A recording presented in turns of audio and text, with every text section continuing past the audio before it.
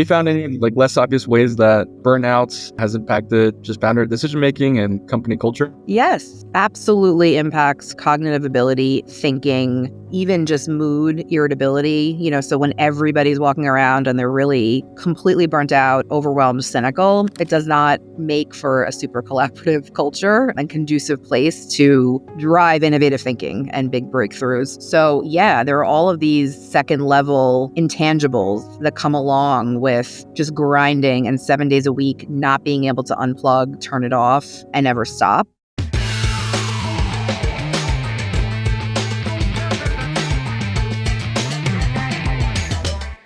Alison, welcome to Founders and Empanadas. Thanks so much for coming on board. Thank you so much for having me. I love that we're starting with food. This is great. So I understand it was a little bit tricky to get the empanadas. You were maybe thinking they were coming in a box on dried ice. What's the story of the empanadas adventure today? Yeah, so I had provided my business address, not my home address. So I popped out earlier to my business address to see if a box was coming earlier, kind of frozen, put on ice. I'd warm them up before the recording, and I was told, no package. So when I got your note saying DoorDash is on its way, I popped back out and I was told very sternly that they don't accept food on my behalf. And so we've learned a very important lesson today. Empanadas are no-go at my business address via DoorDash. But that's okay. We made it. We made it happen. We've got them. Awesome. Let's dig in. What flavor do you have today? So this looks like it's beef. I love the shape, the color. I'm a self-proclaimed foodie, and so I'm excited to dig in. Awesome. So today will be a masterclass on dealing with burnouts, and no better person to bring on for today's episode than you. So we're very, very grateful to have you. And just to kick things off, I'd love to hear a little bit more about the backstory and what led to you currently founding UnBurnt. So yes, UnBurnt. I think not dissimilar to so many people, the last few years have been really challenging. So, during the pandemic, I think the world as we knew it completely turned upside down, ceased to exist the way we knew what it was in 2019. And I think my whole life I've been hustling and grinding and, super driven. And I got the message very early on. You can be anything, you can do anything, keep going, keep striving, keep working. I come from a family that had incredible work ethic. My grandmother was born in Italy, came to the United States. My grandfather was born in New York, but his parents were from Italy, and they worked 2 and 3 jobs. And that was just ingrained from a very early age. And so, you kind of go through checking all of the boxes, college, career, working really hard, trying for me personally to say yes to every opportunity. For me, my 20s was all about learning and just being exposed to different types of businesses, leaders, industries. And so I jumped around, but I had an enormous early career, just again, hustling, grinding, learning a ton. And I think that works for a period of time. You can do that, particularly before you have kids. But I think over the last few years, it all really started to come crashing down. So I was working at a very fast-paced global company, well over $1 billion in sales, traveling through the pandemic internationally. I had 2 young kids at home, school shut down. My daycare was closed for 6 months. So my 4-year-old was just home. He was just hanging out with us for 6 months. And, I think that really starts to take a toll when you're trying to keep all the plates spinning. You've got, your kids, your family, the world was upside down. I was still traveling. I had the COVID trackers. Will I get back in the country? Because I have to test and make sure I'm negative to get on this plane. And that took a toll. And so I think, for a long period of time, I was ignoring the warning signs. I was exhausted. I was having headaches. I wasn't really thinking clearly. And it becomes a self-fulfilling prophecy where you think the last thing I have time for is to take a break or to stop. And so let me keep going. Let me push through. But you become less effective, less productive. You become more cynical. And I was just in this perpetual cycle of stress. Again, ignoring a lot of really scary warning signs like headaches and stomach aches. And so most of last year, I really didn't feel well. I knew something was off, kept going anyway. And, in traditional medicine here in the US, you also, unless you very clearly fit into a box of we can diagnose this, or this blood test came back and it's a resounding, you've got this disease, you're just kind of told like you're tired. That's what being a working mom looks like. So go back and keep going, take a break. And so anyway, I was really unwell last year, October of 2023. I ended up in the emergency room. My body just kind of chose for me. I had stomach pain. I had just come off of a board meeting, and I was back and I wasn't feeling good, and it sort of compounded throughout the weekend. And finally, again, I ended up needing to have surgery. I mean, it was a tremendous wake-up call. That was really the catalyst for me to have that eyes wide open moment of, the way I'm working is just not working. Like, this is totally unsustainable. There were signs along the way that I've ignored. And here I am now at the end of the year, rather than celebrating Thanksgiving and Christmas with my family, I'm very unwell and about to have, surgery. And so that was really, it was a kind of a slow build.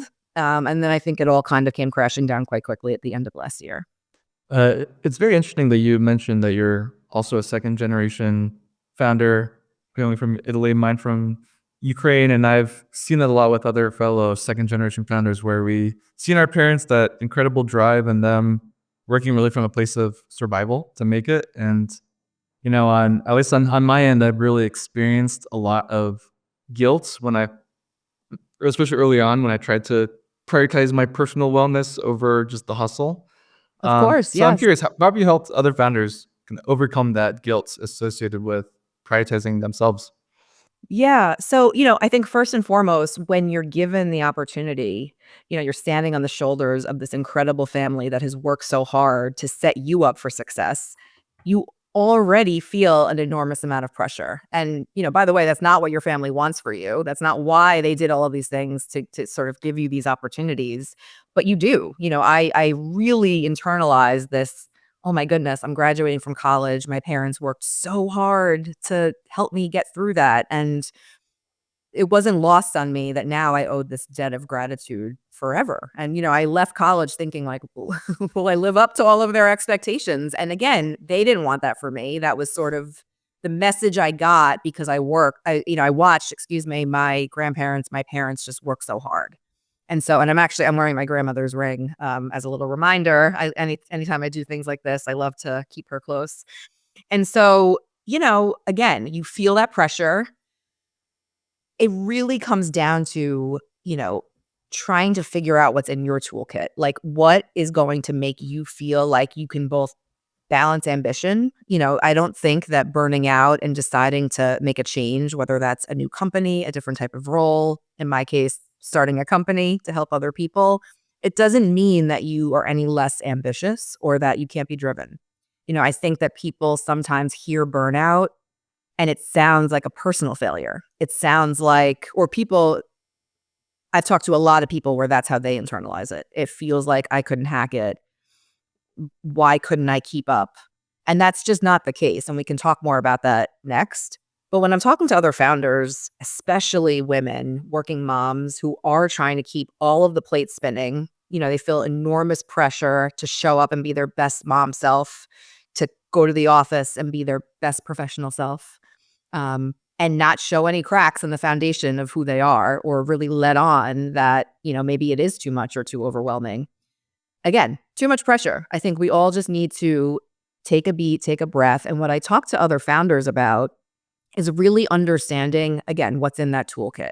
So I think first and foremost, it sounds really counterintuitive. Before you can even define, like, this is what I need to feel good in a given week, month, you have to sit down and be able to really clearly assess your values. Like, what are my goals? Why am I working so hard? What is it about this role or this life that I'm building that is really driving me to want to achieve success, and however you define that. And that's an important part of the exercise.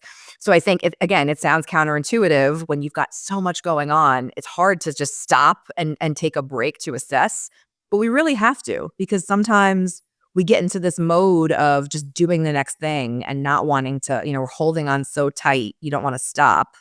that it's hard, you have to sort of lift up to see the bigger picture. So the first thing I say to founders is, just take a step back. Why did you start this company? What is it that you're trying to achieve? Have you defined the big outcomes that you're trying to drive toward this month, this quarter? And the answer typically is yes. And they're very, metric, sales, revenue driven. But I think sometimes it's worth taking a beat to really understand another level underneath that. What's driving you? What about that revenue milestone is really important and impactful? So I think it's about, trying to document your values and what it is that you're trying to achieve. And then, I have an exercise that I take folks through where it's really helpful to think about things. And there's some prompts like, what do I need to show up as my best self? When do I feel the most energized? A lot of times as founders, we're doing so much talking and selling and meeting and networking. And if you're someone that's really introverted, that can be taxing. And so it's really like, okay, so when do I feel the most energized, and how can I refill and prioritize other things outside of maybe the scope of my day-to-day to ensure that I'm giving myself that space to reset and refuel. So let me pause there, because that was sort of a very long answer to your question, and there's certainly so much more we can talk about.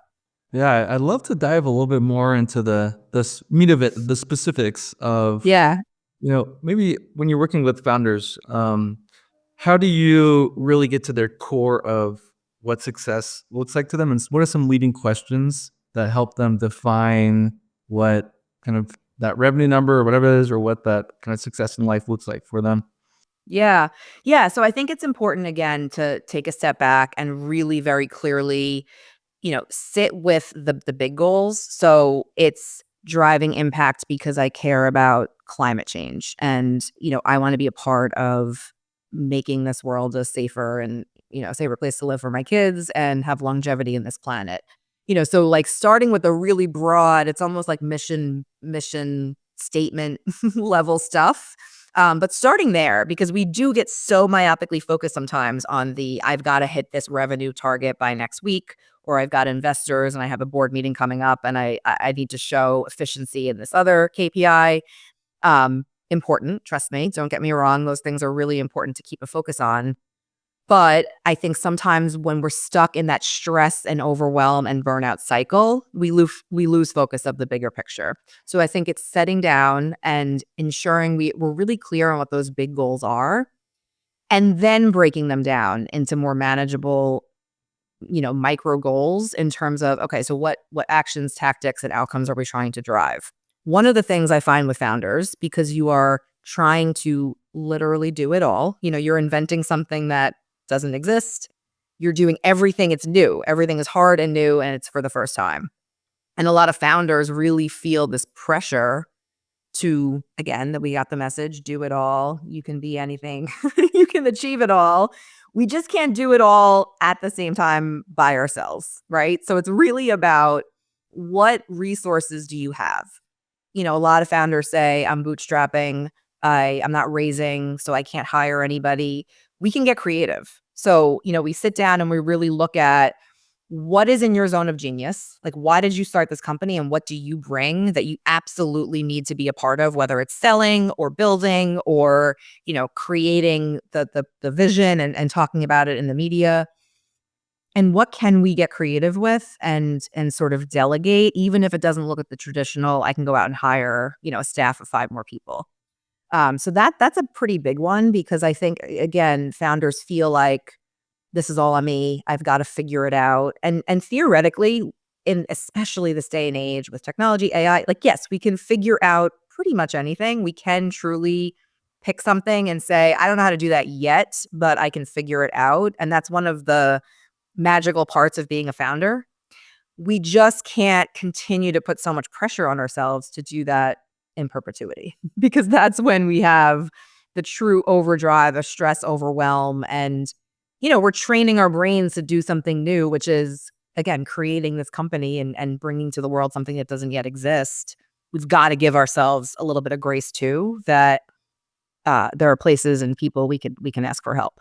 I love that. And I've found in my own journey as a founder, it's very easy to move from the original kind of zone of genius and reason you started the business into working on the less fun parts like accounting or HR or whatever that is, and just being able to kind of delegate those areas and draw back to what brought you to starting the business is so key for just keeping that positive energy. And I would add to that, there are components perhaps that maybe do fall within your wheelhouse. Maybe you're a very creative person, but you don't have the bandwidth to also, do the things that you're doing to create, whether it's, build the product, work on the branding, and stand up TikTok reels. I'm making that up, but there are things that you can do to outsource even what feels like something that you theoretically, quote unquote, should be able to do yourself. We just simply don't have enough hours in the day to do it all, especially as founders. And so when you're starting from scratch, I really encourage founders that I'm talking to and working with to, be realistic and start with that big macro. What is it that I'm trying to do? The why, the root, break it down into micro goals, and then set realistic targets around what it is you can achieve and where we can get creative to look for other resources. And we can get into other tactics like how do we look at our calendar? How do we time block? But that's sort of the big flow of going from, big picture to tactically, what am I doing every day, both to drive the business and to protect myself. Totally. Well, I think it's time for round 2 of empanadas. How are you going along with I that? love it. Yes, I'm going to try the other one. Let's get some comfort food in while we tackle some uncomfortable topics. Yes, especially on this rainy day here in Boston. So, Alison, I'd love to dive deeper into just how your relationship with the hustle culture and ambition, how that has evolved since your burnout experience. Yeah, it's a great question.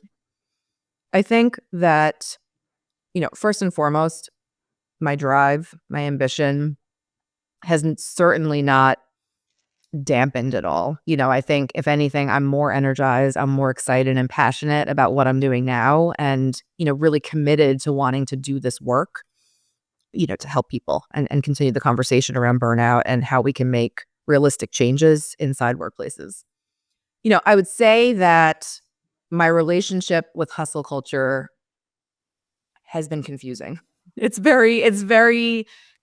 very knotty problem. I think that when you start off and you're ambitious and you don't have the responsibilities of being married and kids and all of these other tangential commitments or responsibilities you get as you continue to also work your way up the corporate ladder and then get more responsibilities, inside of work as well. What we don't talk about is how it's just not sustainable in the long term to think you can work the way you worked at 22 with none of those other commitments, when you're 40 and beyond. And I'm just picking out a number. It's confusing. I will share very honestly and very vulnerably that when I decided to take a step back and after my surgery decide that, I need to recover, I need to process, I need to really understand what about the way I was working and frankly ignoring a lot of the warning signs is on me to kind of unpack and figure out and make sure I don't get back to that place. And I needed to take a mini break to sort of get to the root of some of those things. At the same time, it was a grieving process. And so I share that openly and, I want others who are feeling like, but this is what I worked for my whole life. And, on paper, this is a dream job. Why does it feel so awful? And why is this so hard? Why do I feel stuck? I hope people really hear that it's a confusing mix of emotions. And I decided to step back. And yet I had to really grieve that decision. I was really sad transitioning things and saying goodbye to my team, although not goodbye forever. I'm still in touch with almost everybody. But it was really hard. I was so bought into the company mission. I was so excited about the work and the strategies and all the tactics we were building out 1 year and for, 10 years. And so that was really a tough decision to say, again, on paper, this is everything I've worked for. I theoretically outside looking in, it looks like I've made it.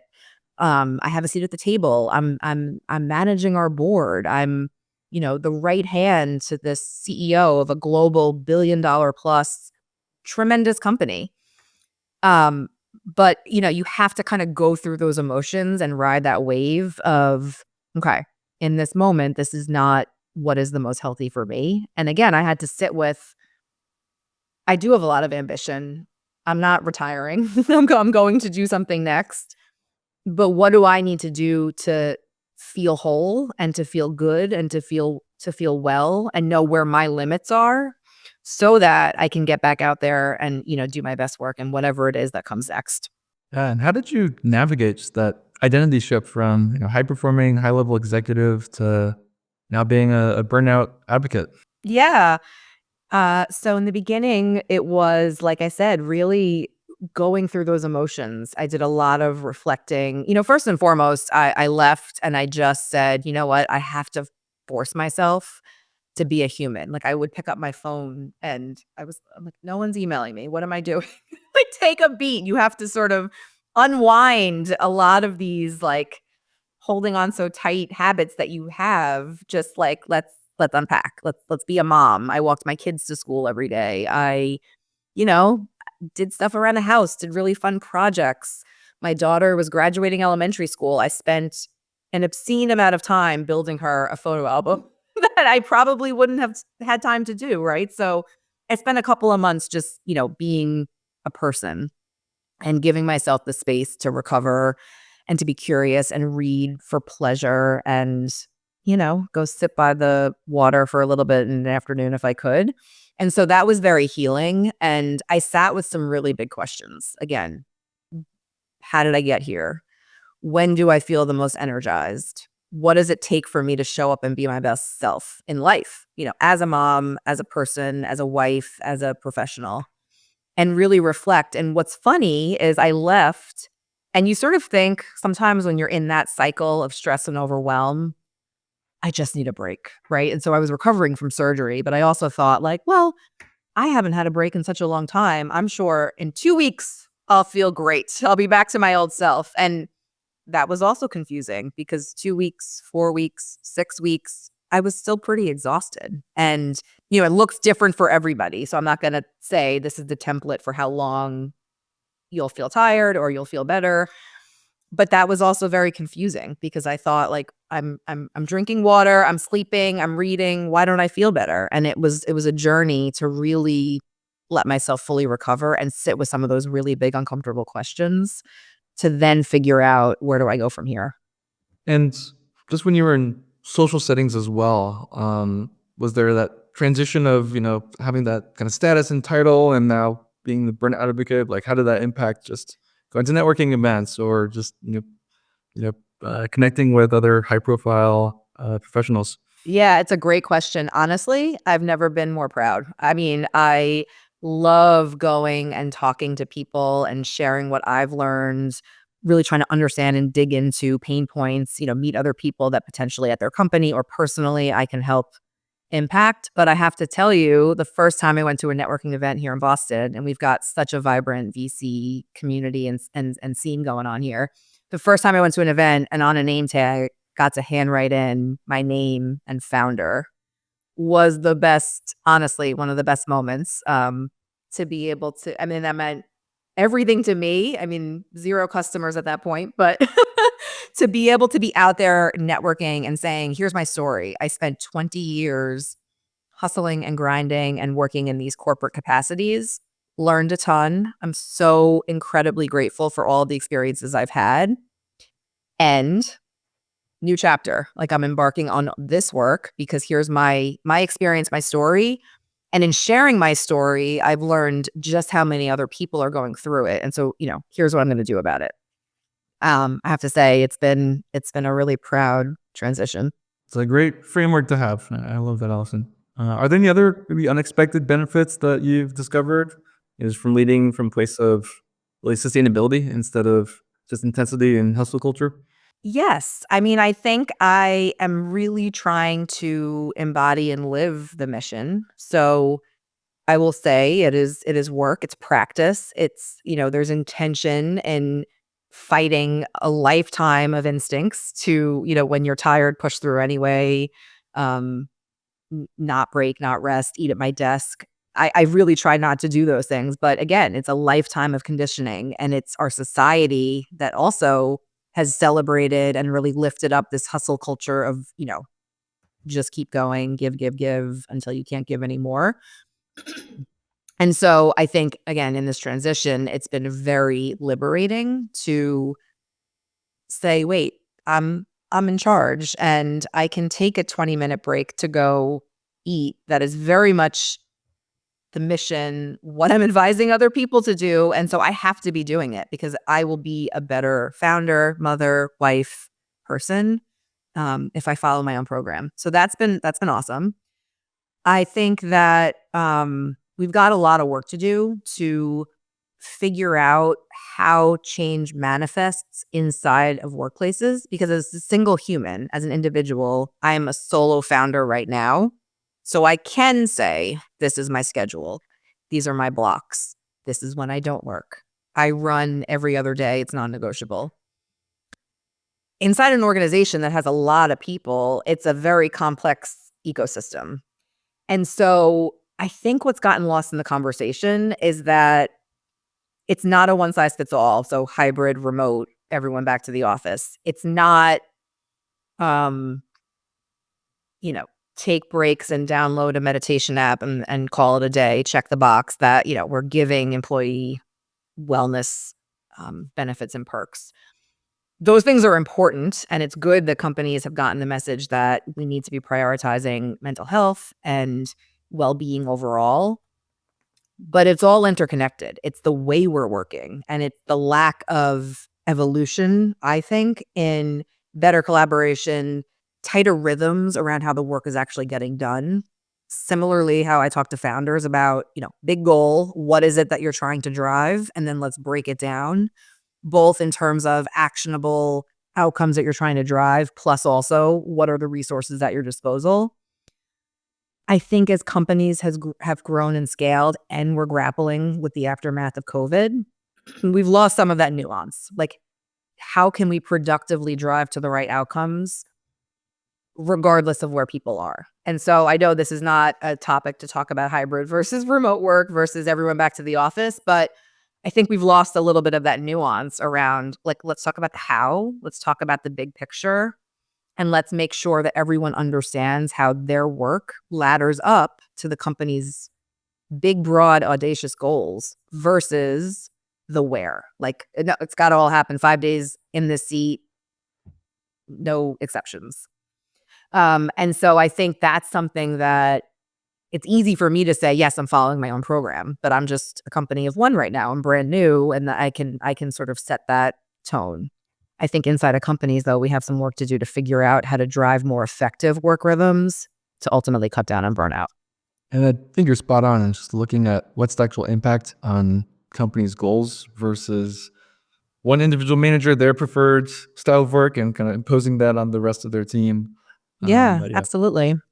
Seen a lot with that with my own company as well. Also, something that I've been thinking through this whole conversation is that, in a way, hustle culture was a positive force in the early days of my company, and I got a lot of positive reinforcement of doing this behavior is going to beat up competitors. But it's certainly not sustainable. And how do you help other founders just break free from that hustle culture mindset that likely got them to where they are today? It's a great question, and it's a really big question because I think it absolutely gets celebrated. I think we see success in being able to, raise faster or get to a milestone that unlocks additional partnerships or distribution if we're able to do that as fast as humanly possible. And so, yes, it's celebrated. And so therefore there's a reinforcement, there's a reward system to work in that way. I think that it really comes back down to ways of working. It comes back down to how can we, sort of bake in some sustainable stress relieving practices that are ongoing. They're evergreen. This is not a hustle culture, burnout, I take 2 weeks and then we're back. It's really about much more integration in, I'm building this for longevity. And, I'm going to surround myself with the tools, the team, and additional resources to effectively achieve that longevity. And so I'm really eager to drive impact in the world and hit audacious business goals and outcomes and revenue targets. And at the same time, I want to be around 10 years from now to continue to reap the benefits of this amazing company I'm building. And I also think just one of the less spoken about impacts of hustle culture and moving with speed is the impact on decision making. Have you found Yes. any like less obvious ways that burnout has impacted just founder decision making and company culture? Yes. I mean, I think it absolutely impacts cognitive ability, thinking, even just mood, irritability, so when everybody's walking around and they're really completely burnt out, overwhelmed, cynical, it does not make for a super collaborative culture and conducive place to drive innovative thinking and big breakthroughs. So yeah, there are all of these second level intangibles that come along with just grinding and 7 days a week, not being able to unplug, turn it off, and never stop. And so I think it just comes back to getting really clear on those priorities. But I think you're right. Thinking, your mood, how you show up outside of work and to the people that you care about most. If you're moody, not really fun to be around, not present. I mean, that's a big one for founders who have families, young kids. They feel like they're grinding so hard and it's all for, their families, and they want to bring impact to the world through their business and create this amazing life. And then at the end of the day, they don't feel like they have anything left to give. Excuse me, I'm losing my headphone here. They don't feel like they have anything left to give to their kids. They're just so completely fried that at bedtime, they're just like, they're mailing it in. And that's all. And let me say, I'm not judging that at all, because I think this is the society that we're in and we're all just trying to do our very best. So that is not said with any judgment. I was there. I will say I had nothing left to give at the end of the day. And that was a really tough thing to sort of face down, that not only did I burn myself out and get to a really unwell place, I don't think every day I was showing up as the best version of mom me. And so that's, a big part of this whole equation too. It's who are you outside of work? Totally. Alison, with all the founders that you've worked with, what are some metrics for success that you've developed that account for both achievement but also personal well-being? Yeah, this is a great question. I think there are some very concrete things that we can look at, we can measure. As an analytical person, I love to be able to cut things and look at it and, discern what's working and sort of what's not. I think on the company side, when we're looking and it's, perhaps a founder that has a bigger team, they're further along, we can look at things and we're digging into pain points like retention. We're looking at things like employee satisfaction. There are things that I can do to survey and look at, pre and post, and are we driving value in the right places? And so that becomes a little bit more measurable and discrete. I think when we're looking though at the individual, so the founder themselves or a person that's saying, I'm super burnt out, can I join your group coaching cohort program? It's a little squishier, right? So like, what is the measure of success? Because it kind of comes down to what is it that we're looking at and trying to work on. And so while of course for the health of the business and the company, we will still absolutely focus on the things that are moving, employee retention. We want to make sure that's super healthy. We want to make sure that there isn't a high level of absenteeism. That's a huge thing. People on the team, when there's this culture of stress, overwhelm, burnout, you're not getting the most out of, even sometimes your best employees, which is something that you have to watch for. And so we're looking at things, I think, again, it's easier to sort of measure, but I would say individually, it really comes down to, what are your values, what's not working? And then based on the work we're doing together, can we sort of look at a pre and a post to measure impact in the thing that you said you cared about most? It could be as simple as, I don't want my calendar to be jammed wall to wall from 7 a.m. to 7 p.m. So it gets a little squishier, but I think it's interesting to try to measure, evaluate, and then particularly with companies share back, outcome driven. Here's what we were able to achieve together. Excellent, Alison. Last question I have for you is, what's one strongly held belief that you have that you would say 90% of founders would disagree with? Ooh, this is, I think we've talked a lot about it. I think it feels very counterintuitive when you're building something from scratch, when you feel like there are, 10,000 things you could possibly be doing in any given day. I think it's very counterintuitive to think you can take breaks.